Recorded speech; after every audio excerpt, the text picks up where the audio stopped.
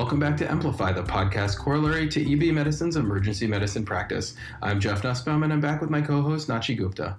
For our regular listeners, you probably noticed a lapse in recent episodes as we pulled away from our usual monthly releases. With both of us having increased demands, myself with business school and the busiest 21-month-old in the world, and Nachi with yet another entrepreneurial endeavor on the horizon, we decided that it would be best to pass the podcast on to another host, so EMplify can continue to create and deliver the highest quality materials you guys deserve.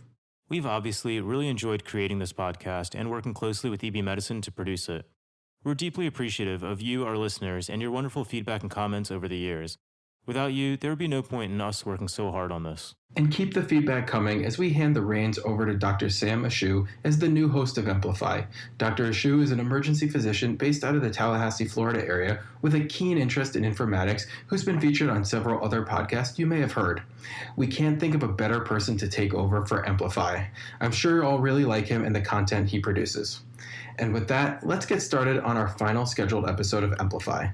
As we're just about to see one of the busiest travel days of the year, that's the Wednesday before Thanksgiving, we thought that there would be no better time to discuss the September 2019 issue of Emergency Medicine Practice, assisting with air travel medical emergencies, responsibilities, and pitfalls. This was a fantastic issue, thanks to the hard work of Drs. Delaney and Green, both of the University of Alabama Birmingham School of Medicine. Thanks as well to their peer editors, Dr. Knight and Dr. Hill of the University of Cincinnati. And I think you have a bit of a disclosure this month? Well, this is certainly a first. Finally at the point in my career where I get to announce a disclosure, though it's honestly more of a conflict of interest than an actual disclosure, but still certainly worth noting. I currently spend some of my time working for StatMD, which is an airline consultation service run by the Center for Emergency Medicine and the University of Pittsburgh Medical Center. Though I'm certainly a junior member of the team, in some sense, I've responded to nearly 500 in-flight emergencies over the last 2 years. And obviously, this puts you in a particularly nice position to share some extra information with our listeners this month. I'll have more questions scattered throughout the episode for you. Sounds great. So let's dive in, starting with what I think is the most important point of the issue. Qualified, active, licensed, and sober providers should volunteer to assist in the event of a medical emergency rather than decline out of fear of medical legal concerns. I couldn't agree more. So let me just reiterate that. Please trust the evidence and volunteer to help should you hear the call. We'll get to this in a bit, but there is little medical legal concern and you owe it to the sick passenger to help. So what are the chances you'll actually be called? Well, they're not particularly high, but certainly not negligible either. In 2019, of the 4 billion passengers expected to fly, there will be an estimated 60,000 medical emergencies. That means there'll be about one emergency per every 604 flights. So I fly about 4 times a month. At 4 times a month, over the next 12 years, I can expect about one medical emergency. Already excited. Let's start with some physiology. Cabin pressurization varies, but is typically equivalent to an altitude of 8,000 feet. And this has a huge effect. In one study of healthy volunteers, this change in pressure resulted in a 4 to 10 point decrease in oxygen saturation and up to a 35 point drop in arterial oxygen partial pressure from 95 millimeters of mercury just to 60. In another study of healthy volunteers on a long-haul flight, this change caused 7% of passengers to report symptoms consistent with acute altitude illness. And due to the principles of Boyle's law, decreased cabin pressure also causes expansion of gases within anatomical spaces in the body, such as the eye, GI tract, sinuses, middle ear, etc. This expansion can potentially threaten surrounding structures. So there must be specific guidelines for patients who are recently post-op for flying, right?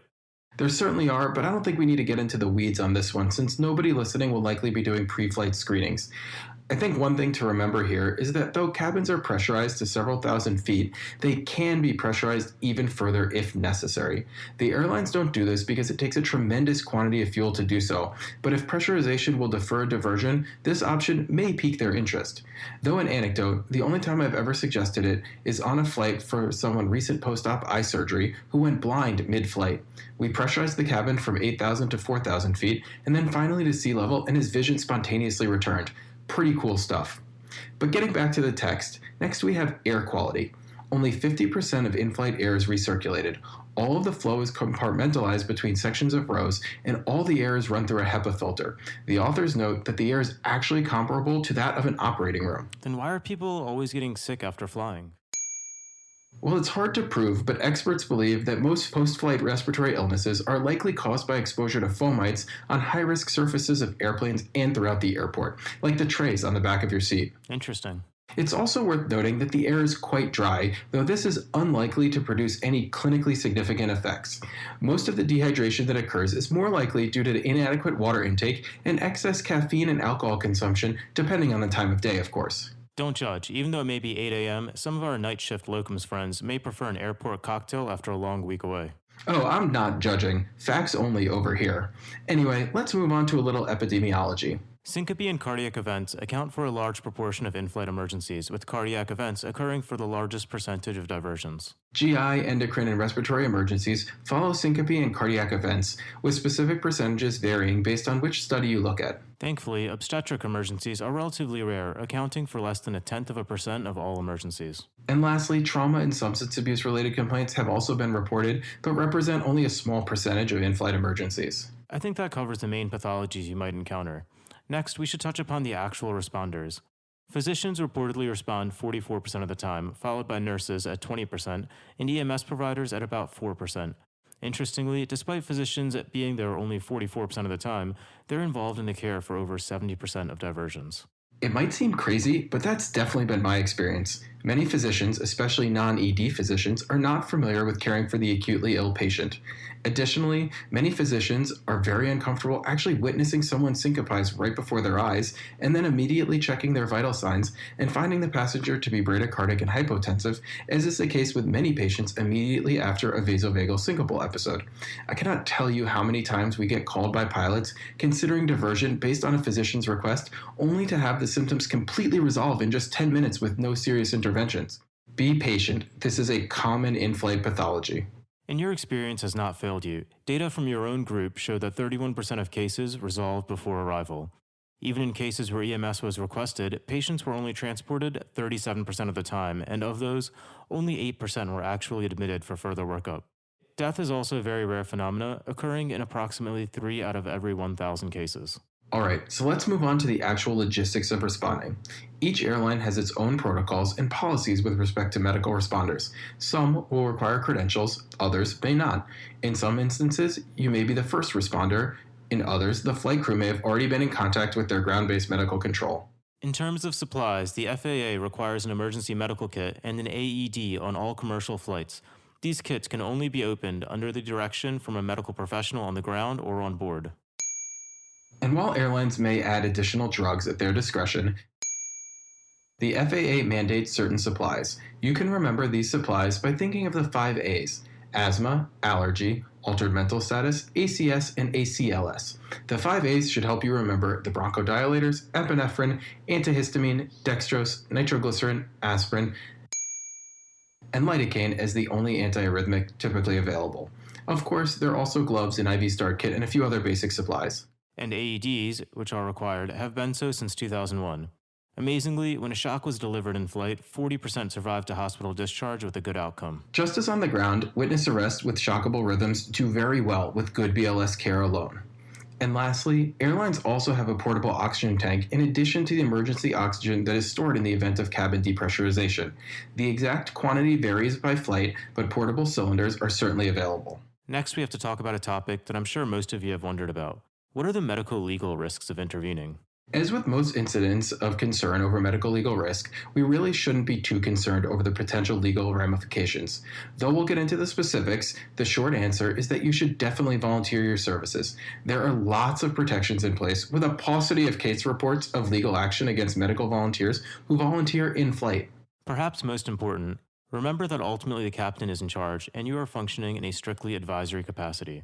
Remember that most airlines can handle most emergencies with their ground-based medical control, their typical staff, and predefined protocols. You are an added bonus. For many ED providers, functioning as a consultant will be very unfamiliar. I mean, I guess if I'm a consultant, I'm going to demand a white count before seeing the patient, as I'm fairly certain that's rule number 1 in consultancy school. No, I'm pretty sure it's actually rule number 12, but nice try. Now get out of your seat and come and see the passenger. They need your help. But back to medical legal issues. In the United States, healthcare professionals are protected by the Good Samaritan Law and the 1998 Federal Aviation Medical Assistance Act. The Good Samaritan Law provides legal protection to medical providers who perform their services in response to medical emergencies outside of the hospital.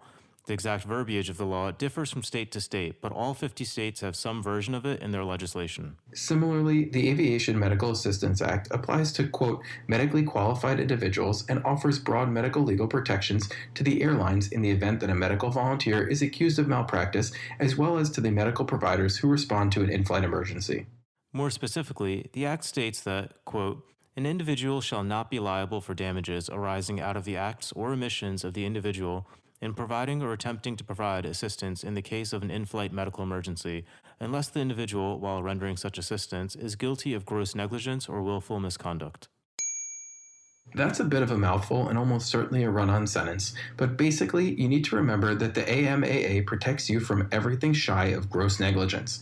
Because of this, there have been no reports to date of a medical professional falling below that standard. There is, however, one caveat that we should mention. Don't forget about your own mental status. For example, if you've taken sleeping aids or had any alcoholic drinks. Though this may not preclude you completely from rendering care, do so only with extreme caution. And I don't think we were clear enough about this up front.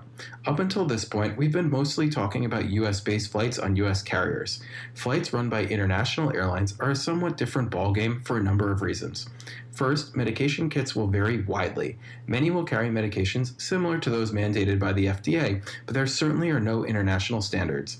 Next, the availability of ground-based medical consultation is similarly widely variable, with many in the Middle East contracting for this service and almost no airlines in Africa offering such services. And lastly, with respect to legal risk, the international laws also vary widely.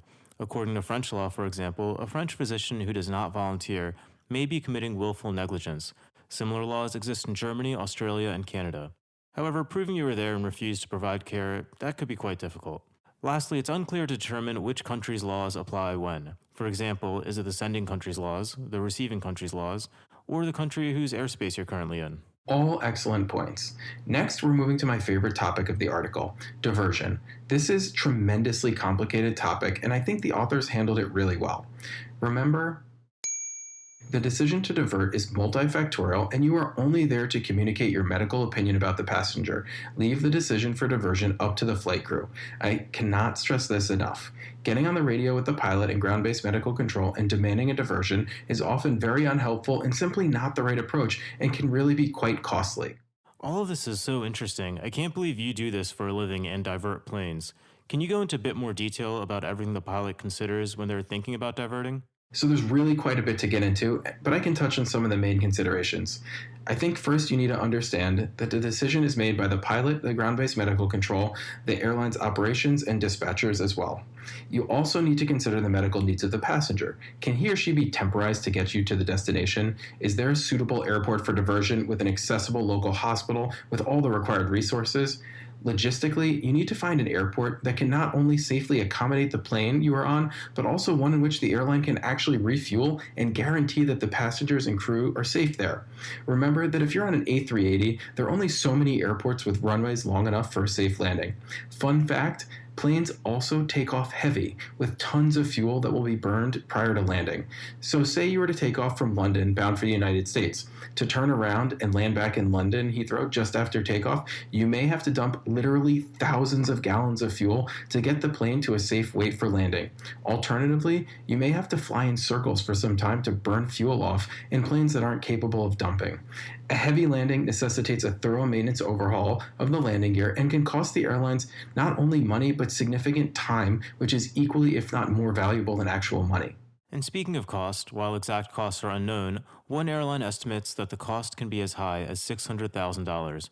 We're not dealing with small numbers here. No, definitely not. That's why it's so frustrating when medical volunteers demand the plane divert without talking through the medical scenario with the crew and ground-based control. Often temporizing measures are simply adequate. And we began to allude to this earlier, but physicians actually advise diversion more frequently at 9% of the time, followed by EMS providers and nurses.